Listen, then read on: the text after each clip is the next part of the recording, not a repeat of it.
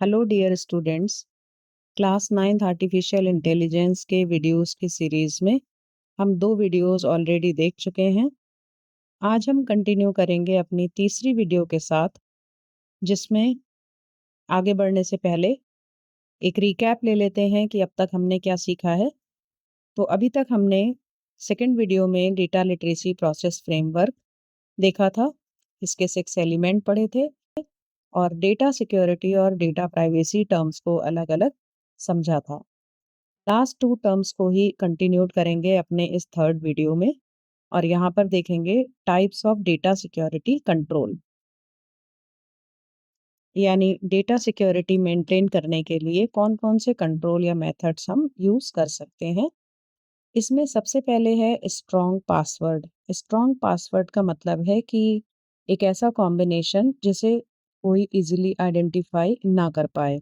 So, a strong password can contain combination of capital letter, small letters, some symbols, and the digits. Second thing है authentication. Authentication का मतलब है कि आप किसी पर्टिकुलर पोर्टल पर या पर्टिकुलर एप्लीकेशन पर वेरीफाइड यूजर हैं। अगर आप उस वेरिफिकेशन प्रोसेस को पास कर पाते हो, इसका मतलब आप एक ऑथेंटिकेट यूजर हैं। तो authentication is a way to apply data security. Third one is access control. Access control का मीनिंग है कि आप किसी एप्लीकेशन या प्रोग्राम की एक्सेस या मॉड्यूल की एक्सेस किस किस को प्रोवाइड कर रहे हैं, यानी उस एक्सेस पे आपका कितना कंट्रोल है, कौन उस पर्टिकुलर एप्लीकेशन को यूज कर सकता है या आपके डेटा को एक्सेस कर सकता है। Fourth thing is data backup. Backup का मतलब होता है to make multiple copies of your data. Suppose your data is stored in D drive in your laptop or computer. आप इसका हार्ड डिस्क में एक और कॉपी करके रख सकते हैं ताकि इन केस ऑफ डैमेज या डी ड्राइव या किसी वजह से अगर आपका लैपटॉप या डेस्कटॉप माल फंक्शनड है या वर्क नहीं कर रहा है, तो आप उस केस में अपने डेटा को हार्ड डिस्क से टेकअप कर सकते हैं। Fifth thing is the encryption. Encryption का मतलब होता है किसी पर्टिकुलर डेटा को एक सिक्योरिटी लेयर देना। सिक्योरिटी लेयर का मतलब है कि डेटा का फॉर्मेट कुछ है और आप जब उसको स्टोर कर रहे हैं या किसी को सेंड कर रहे हैं तो किसी और फॉर्मेट में सेंड कर रहे हैं। तो encryption is to make more security to your data. Sixth thing is the data disposal.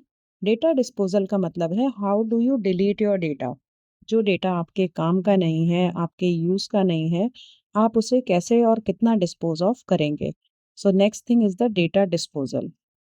इसके बाद we come to the point firewall and antivirus software. Firewall and antivirus software are a way to implement data security. आपके system में जो भी data stored है, उसमें अगर कोई वायरस आ गया है या किसी वजह से वो वर्क नहीं कर पा रहा है, तो आप एंटीवायरस सॉफ्टवेयर का यूज़ कर सकते हैं। या फायरवॉल का मीनिंग है firewall will not allow to enter the any of the virus in your computer system. तो इन दोनों ही को ही हम according to the need use कर सकते हैं। Next point is data masking. Data masking का मीनिंग है कि आपके डेटा पर एक और सिक्योरिटी लेयर इंप्लीमेंट हो जाए। इंक्रिप्शन में हम डेटा का फॉर्मेट चेंज कर देते हैं। जैसे कोई एक्सेल की फाइल है और हम उसे वीडियो फाइल बनाकर किसी को भेज रहे हैं। और डेटा मास्किंग का मीनिंग है कि हम एक डेटा को एक जिप फोल्डर में कर दें फॉर एग्जांपल, और उसको प्रोटेक्ट कर दें। तो इस तरह का एग्जाम्पल आप ले सकते हैं डेटा मास्किंग में। There are many methods for data masking. Training का मतलब ये है कि जब भी हम किसी ऑर्गेनाइजेशन में डेटा सिक्योरिटी इम्प्लीमेंट करते हैं, तो सभी टीम मेंबर्स को या सभी एम्प्लॉयज़ को डेटा सिक्योरिटी कंट्रोल्स हैंडल करने की ट्रेनिंग दी जानी चाहिए बार-बार, कि how to secure your data, ताकि वो अलग-अलग मेथड्स को, नए-नए मेथड्स को सीख पाएँ। And 10th is the audits and testing of security system. Suppose एक एग्जिस्टिंग सिक्योरिटी सिस्टम है जो आपके डेटा को काफ़ी समय से प्रोटेक्ट कर रहा है, तब भी उसकी टाइम टू टाइम ऑडिट और टेस्टिंग होती रहनी चाहिए ताकि ये चेक हो सके कि क्या सिक्योरिटी सिस्टम में कोई ग्लिच तो नहीं आया है, कहीं से कोई डेटा ब्रीच तो नहीं है। तो इस तरह से हम ये 10 सिक्योरिटी कंट्रोल्स डेटा के लिए यूज़ कर सकते हैं। आगे बढ़ेंगे और देखेंगे how data security and data privacy related to AI.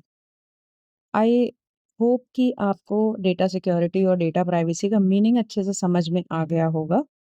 तो डेटा सिक्योरिटी एआई से कैसे रिलेटेड है, we just read out here.